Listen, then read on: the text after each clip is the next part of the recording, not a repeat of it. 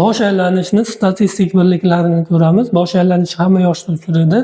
20-40 yoshdagi aholi orasida 5-10% holatda bosh aylanishi hamda 40-60 yoshdagi aholi orasida esa 15-20% holatda bosh aylanishi hamda 60 yoshdan oshgan aholi orasida esa 30% gacha bo'lgan holatda bosh aylanish bilan shikoyat qiladi.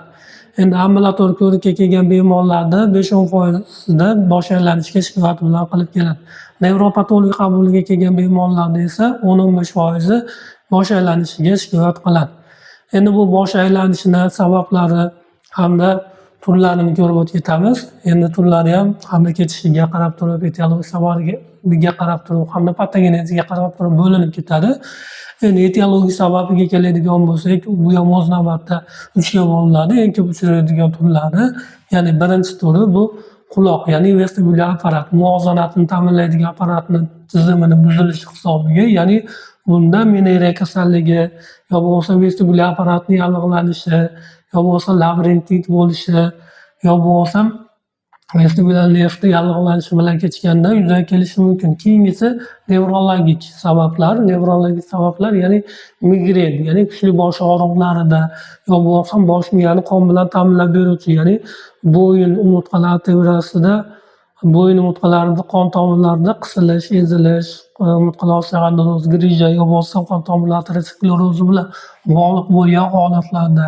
Keyingisi somatik, ya'ni tana kasalliklari bog'liq holatda, ya'ni qon bosimi ko'tarilib ketganda, qon bosimi tushib ketganda, qon diqqat miqdori tushib ketganda yoki kam qonlik bilan kasallangan bemorlarda, stress bo'lganda, psixologik buzilishlarda, undan tashqari sarsoq bo'lgan holatlarda ham bosh aylanish yuzaga kelishi mumkin.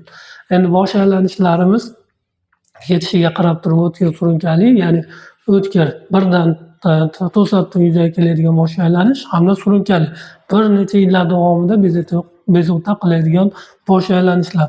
O'tkiri xavfliroq hamda tezroq kechadigan bosh aylanishga kirib ketadi. Endi bularga ko'proq shu vestibulyar apparat, ya'ni quloqni ichidagi vestibulyar apparatimiz yo bo'lmasa vestibulyar nervda yo bo'lmasa insult, o'sma holatlari bilan bog'liq holatda yuzaga kelishi mumkin. Endi bunda hamda surunkalisi bu somatik kasalliklar hisobiga qon bosimi ko'tarilganda, qon tomirlari bilan bog'liq yo bo'lmasa kam qonliklar bilan bog'liq holatda yuzaga kelishi mumkin. Endi patogenezga qarab turib haqiqiy hamda soxta, ya'ni haqiqiy bo'lmagan bosh aylanishlarga bo'linadi. Haqiqiy bosh aylanishlarga bu quloq, ya'ni vestibulyar apparatning shikastlanishi bilan kechuvchi bosh aylanishlari. Haqiqiy bo'lmagani, ya'ni somatik bosh aylanish, somatik kasalliklarda, ya'ni qon bosimi, qandli diabet, anemiya, stress, psixologik buzilishlarda bu haqiqiy bo'lmagan bosh aylanishlarga bo'linadi. Endi bu o'tkir bosh aylanishi qanday kechadi? O'tkir bosh aylanishi shu vestibulyar apparat hamda vestibulyar nerv yoki qon tomirlari bilan bog'liq, insultlar bilan bog'liq holatda yuzaga keladi. Bemorlarda to'satdan yuzaga keladi. Kuchli bosh aylanishi hamda atrofni aylanishi yuzaga kelishi. Undan tashqari ko'ngil aynish, qusish holatlari, undan tashqari ko'z olmasini harakatini buzilishi, nistagim holatlari yuzaga kelishi mumkin. Surunkalikda esa bir necha yillar davomida yuzaga keladi hamda bemorlarda boshda yengil bosh aylanishi, ko'z oldi qorong'ulashishi yo bo'lmasa quloqda shovqin, shunga o'xshagan holatlar bilan yuzaga kelishi mumkin. Endi bosh aylanishini har bitta holatini ko'rib ketishimiz kerak. Ya'ni birinchisi, ya'ni quloq bilan bog'liq holat. Ya'ni quloq bilan bog'liq holati bu vestibulyar apparat tizimimiz hamda nerv tizimini shikastlanishi bilan yuzaga keladi. Ya'ni bu apparat tanani muvozanatini ta'minlab beradi. Ya'ni bir xil muvozanatda bo'lishini, ya'ni yugurishda, qanaqadir jismoniy harakatlarni bajarishda tanani muvozanatini ta'minlab beruvchi apparatimiz hisoblanadi. Endi bu kanalimiz 3 ta kanali bo'ladi. Oldingi, orqangi hamda lateral kanallari hamda buning ichida suyuqlik bilan to'lgan bo'ladi. Tashqi muhitdan kelgan impulslarni qabul qilib, hosil bo'lgan impulsni nerv orqali bosh miyaga jo'natadi. Hamda bosh miya analiz sintez qilib, odamning muvozanatini ta'minlab beradi. Agar shu kanallar yallig'lanadigan bo'lsa, nerv yallig'lanadigan bo'lsa, yo bo'lmasa meneriya kasalligi yoki qanaqadir insult bilan bog'liq holatlarda bu o'tkir holati yuzaga keladi. Ya'ni bemorlarda bosh aylanishi kuchli, atrof aylangandek his qilishi, ko'ngillanish, qusish, nistagim holatlar bilan kechadi. Keyingimiz bu nevrologik, ya'ni migren, kuchli bosh og'rig'ida ham bosh aylanish holatlari, ko'z oldi qorong'ilash holatlari yuzaga keladi. Keyingisi bu qon tomir bilan bog'liq, ya'ni bemorlarda bosh miyani hamda miyacha, undan tashqari miya ko'prigi, undan tashqari shu uzunchoq miyani qon bilan ta'minlab beruvchi qon tomirlari, ya'ni arteria vertebralis, arteria vertebralis, vertebra basilaris qon tomir hosil qiladi. Vertebra basilar qon tomir bu ikkita arteriya, o'tqa arteriyasi qo'shilishida hosil bo'ladi. Bu qon tomirlar miyacha hamda uzunchoq miya ko'prigini qon bilan ta'minlab beradi. Miyacha ham odamni tana muvozanati bo'lishini ta'minlab beradigan a'zo. Agar bu qon tomirlarda qisilish, ezilish yo qon tomirlar aterosklerozi yo bo'lmasa qon tomirlar yorilib, markazlarda ezib qo'yadigan bo'lsa, bosh aylanish holatlari yuzaga kelishi mumkin. Keyingisi somatik. Bu qon bosimi ko'tarilib ketishi yoki qon bosimi tushib ketishi. Yuqori qon bosimi ko'tarilganda ham bemorlarda bosh miyaga yaxshi qon yetib bormasligi hisobiga bosh aylanish holati yuzaga keladi. Keyingisi qon bosimi tushib ketishi, arterial gipotenziya. Bunda ham qon bosh miyaga oqimi yaxshi yetarli bo'lmagani hisobiga. Keyingisi anemiya. Ya'ni anemiyada gemoglobin miqdori kamayib ketishi hamda temirni kamayib ketishi hisobiga bosh miyaga yaxshi kislorod oziqa moddalar yetkazib berolmasligi, oziqlanishni buzilishi hisobiga yuzaga keladi. Undan tashqari psixologik omillar, stresslar, depressiyalar ham bemorlarda bosh aylanishni, ko'z oldi qorong'ilashiga olib kelishi mumkin. Charchoq hamda qandli diabet. Qandli diabet bu metabolik sindromlardan bittasi hamda ko'pincha bu qonda qand miqdori kamayib ketganda gipoglikemiya holatida yuzaga kelishi mumkin. Bilamizki, glyukoza hujayra to'qimalariga birinchi bo'lib kerak bo'lgan muhim omillardan bittasi. Agar bosh miyaga glyukoza yetib bormaydigan bo'lsa, bemorlarda bosh aylanish holati yuzaga kelishi mumkin. Sabablari shu. Endi bunaqa sabablar bo'ldi, biz qanaqa qilib diagnostika qilamiz?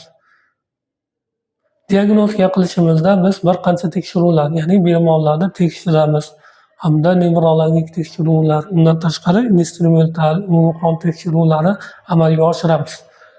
Hamda nevrologik tekshiruvlarda biz bemorning holatini, ya'ni reflekslar holati, yo bo'lmasam quloq bilan shikastlanish bilan bog'liq holatda nisagimlar bormi yo'qmi, undan tashqari nevrologik simptomlar bormi yo'qmi, shularni aniqlaymiz.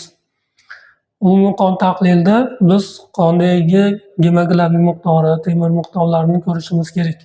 Undan tashqari bemorlar qon bosimini nazorat qilishimiz kerak, qon bosimi baland yuqori. Undan tashqari glyukoza miqdorini ko'rishimiz kerak. Keyingi tekshiruvlarimiz instrumental tekshiruvlar hisoblanadi. Instrumental tekshiruvlarda MRT tekshiruv, bo'yin hamda bosh. Bo'yindagi o'tqalarda osteoxondroz, grija holatlari bormi yo'q, yoki boshda qanaqadir o'sma holatlari, insult holatlari, qon aylanishi bilan bog'liq muammolar yo'qmi. Undan tashqari qon tomirlar doplari, bo'yinni qon tomirlari, arteriya qon tomirlarini doppler qilib tekshiramiz. Undan tashqari angiografiya tekshiruvlari ham bor. Qon tomiriga kontrast modul borib, qon tomirlarida o'tkazuvchanlik holati, ya'ni to'silish bormi, aterosklerotik holat bormi yo'qmi, shuni aniqlaymiz. Undan tashqari biz qondagi glyukoza miqdorini ham aniqlaymiz. Shu tekshiruvlarga asoslanib turib biz o'tkir holat yoki surunkali holat yoki vestibulyar apparat tizimi bilan bog'liq yoki qon tomirlar bilan bog'liq yoki somatik a'zo tizimi bilan bog'liq yo'qligini aniqlaymiz. Shularni aniqlaganimizdan keyin, kasallikni aniqlaganimizdan keyin biz diagnostika qo'yganimizdan keyin davolash rejasini tuzamiz. Agar o'tkir bosh aylanishlari bo'ladigan bo'lsa, darhol shifoxonaga yotkazish kerak. Ya'ni bu insult bilan bog'liq yoki tishi quloqni shikastlanishi bilan bog'liq bo'lishi mumkin. Agar surunkali bosh aylanishlar bo'ladigan bo'lsa, dori vositalari bilan ambulator yoki statsionar sharoitda davolashimiz mumkin. Endi dori vositalarimizda qanaqa dori vositalarimiz bor? Endi bosh aylanishini to'xtatadigan, ya'ni vestibulyar tizim bilan bog'liq bo'ladigan bo'lsa, yo bo'lmasam qon tomiri bilan bog'liq bo'ladigan bo'lsa, somatik kasalliklar bilan bog'liq bo'ladigan bo'lsa, shu sabablarni yo'qotishimiz kerak. Endi dori vositalarimiz agar vestibulyar apparat bilan bog'liq bo'ladigan bo'lsa, Bettaserk, Vestinorum, Bettaserk dori vositalari bo'ladi. 16-24 dozalarda chiqadi. Endi bitta tabletkadan 3 mahal holatdan kelib chiqib, undan tashqari qon aylanishini yaxshilab beradigan dori vositalarimiz. Sinnarizin, kalsiy kanallar blokator, bu qon tomirlarini kengaytirib, qon aylanishini yaxshilab beradi. 25 milligram bitta tabletkadan holatga qarab 3 mahalgacha berishimiz mumkin. Undan tashqari noturib dori vositalar, ya'ni bosh miyani oziqlanishini yaxshilab beradigan dori vositalarimiz. Kavinton, Sitikalin, Piracetam, shunga o'xshagan bir qancha dori vositalarimiz bemorni qaysi shikastlanish bilan bog'liq.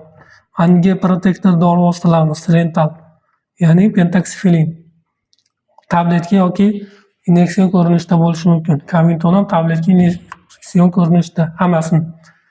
Undan tashqari qon bosimi yuqori bo'ladigan bo'lsa, antigipertenziv dori vositalar. Tabletka ko'rinishda yoki inyeksiyon ko'rinishda. Tabletka ko'rinishida bo'ladigan bo'lsa, enalapril, kaptopril, lazartan, valsartan, shunga o'xshagan dori vositalarimiz. Undan tashqari inyeksiyon ko'rinishda magneziy sulfat, dibazol, papaverin. Keyingi holatimiz kamqonlik bilan bog'liq bo'ladigan bo'lsa. Kamqonlik bilan bog'liq bo'ladigan bo'lsa, biz temir preparatlari hamda ovqatlanish rejimini yaxshilashimiz kerak. Temir preparatlardan ferrumlik, ginetardiferon hamda temir tutgan birikmalar. Metabolik sindrom bilan bog'liq bo'ladigan bo'lsa, ya'ni qonda qand miqdori tushib ketgan bo'lsa, glyukoza eritmalari.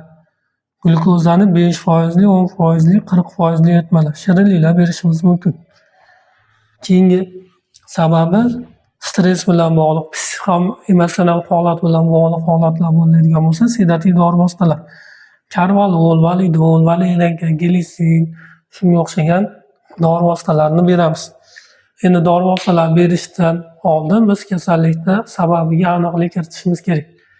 Ya'ni bu somatikmi, nevrologikmi yoki vestibulyar apparat tizimida shikastlanish bilan bog'liqmi? Endi bu shu sababini aniqlab turib, o'zini keraklicha davolash rejasi tuzib chiqiladi. Endi bu uchrash kasallikni etiologik sabablarini ko'rib oldik. Endi uchrash chastotasiga keladigan bo'lsak, ya'ni vestibulyar apparat, ya'ni ichki quloqni shikastlanishi. Ya'ni bu apparatda bog'liqmi yo bo'lmasa nervda bog'liqmi? Bu 35-40% holatda uchraydi. Qon tomirlariga bog'liq, ya'ni arteriovertebralisga bog'liq holatlarda 20-25% holatda yoki uyqu arteriyasi bilan bog'liq holatda bo'lishi mumkin. Psixoemotsional holatda 10-15% holatlarda. Metabolik holatda, ya'ni qandli diabet bilan bog'liq holatlarda 10% holatda. Noma'lum sababli holatlari ham bor. Bu 5-10% holatda uchrashi mumkin. Ya'ni bosh aylanishni statistik birliklar. Endi bosh aylanishi uchragan holatda agar o'tkir holati bo'ladigan bo'lsa, ortiqcha harakatlantirmaslik yo bo'lmasam bemorni urintirmaslik tavsiya etiladi. Endi surunkali holat bo'ladigan bo'lsa, bemorlarda ko'ngil aynishi, qusish hamda nistagi nutqni buzilishi bo'lmaydigan bo'lsa, bemorda sekinlik bilan harakatlanish hamda tibbiy tekshiruvlarni o'tkazish maqsadga muvofiq bo'ladi. Agar xatarli belgilar bo'ladigan bo'lsa, albatta harakatlantirmasdan tibbiy tekshiruvlarni o'tkazish hamda tashxisni aniqlashtirish maqsadga muvofiq bo'ladi.